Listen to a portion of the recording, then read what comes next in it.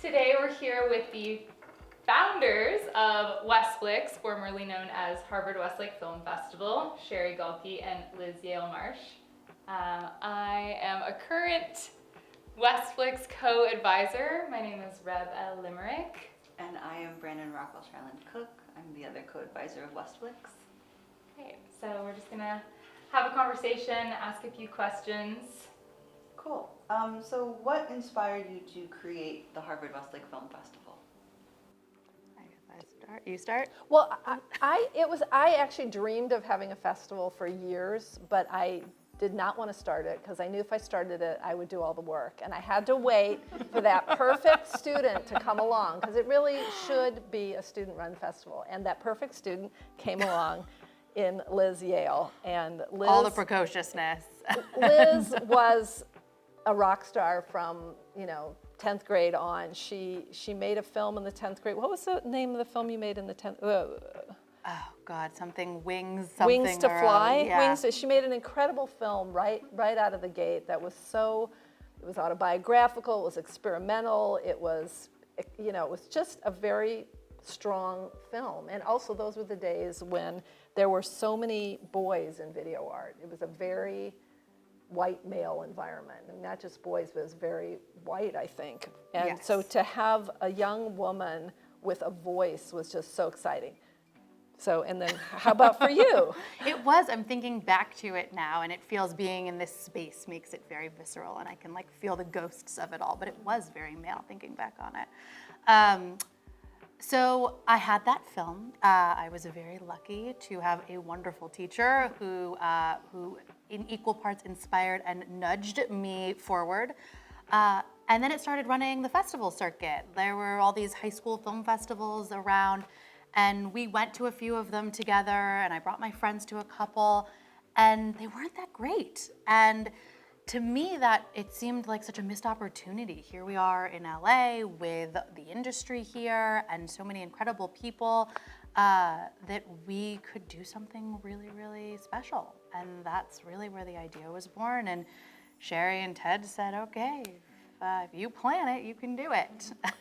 Yeah, and when you introduced us as founders of the festival, my stomach did a little churn because Ted's not here. Yeah. And, Ted was a really important part of also, being a faculty advisor. And so we miss Ted. But Yes. So the first year the festival was it was here. It was called the Harvard Westlake Film Festival, as it was for a number of years. We needed to rebrand it years later because people were confused. They thought it was just for Harvard Westlake students, which it wasn't. It started out LA, then it expanded to Southern California, and then it became all of California.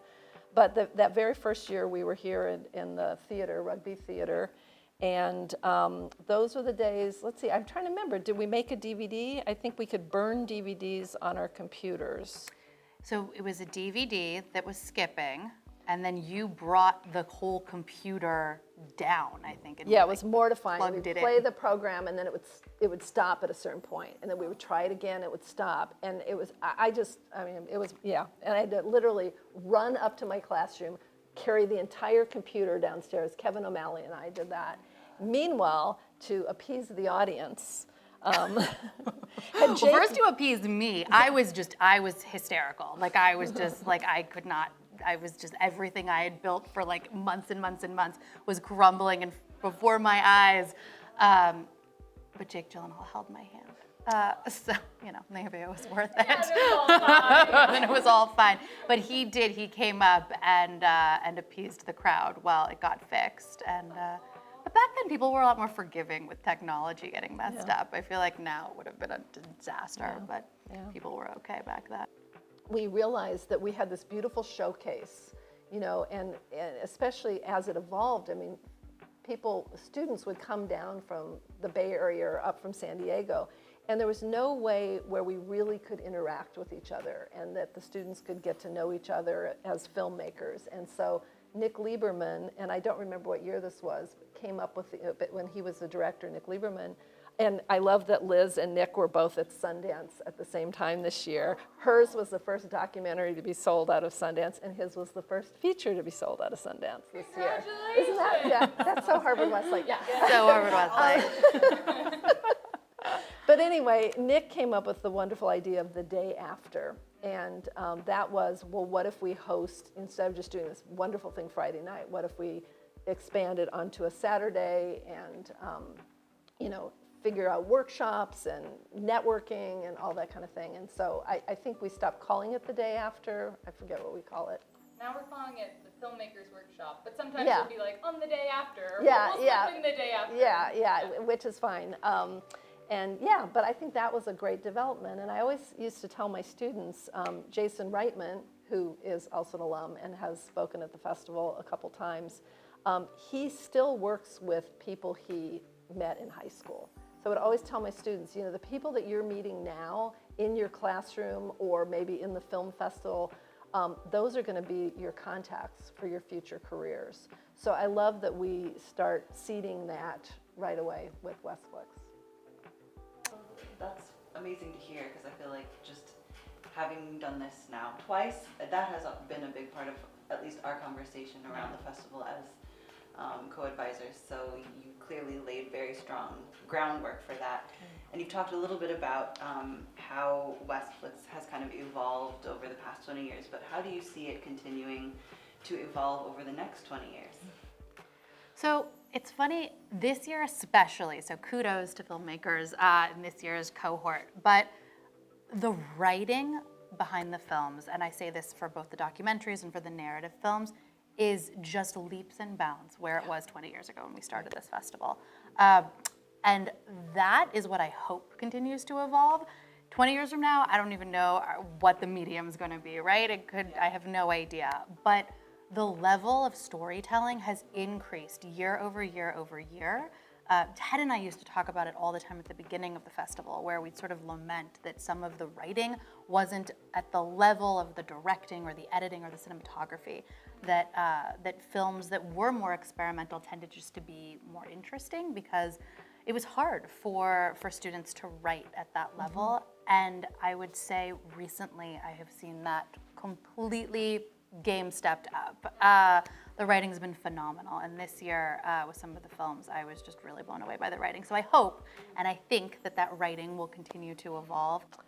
Yeah, and I just wonder, just looking at your exhibition in the gallery right now with all these video installations and, the way that the field has moved into augmented reality and virtual reality and, video installation, all those things, it'd be interesting to see if there are ways to build that into future Westflix.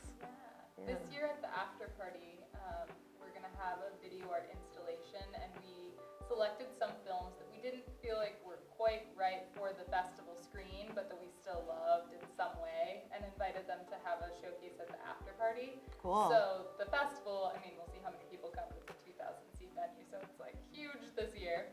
But the after party space can fit up to 380 people, which is still pretty big. So we'll have screens and projectors with some Nice. moving video art pieces, stuff that's maybe like a little more experimental or just, I don't know, just kind of, we wanted it to be viewed in that space. So we'll have like our selected filmmakers at the festival, but also our after party video artists who will be represented. So that's us kind of like flirting with that idea, trying something new. Yeah.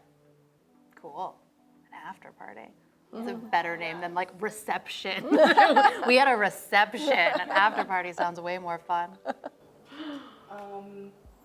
So what aspects of Westflix has made it so special to so many festival directors and creators and folks that have been involved, do you think? You've had a lot more visibility than I have to all of the other directors.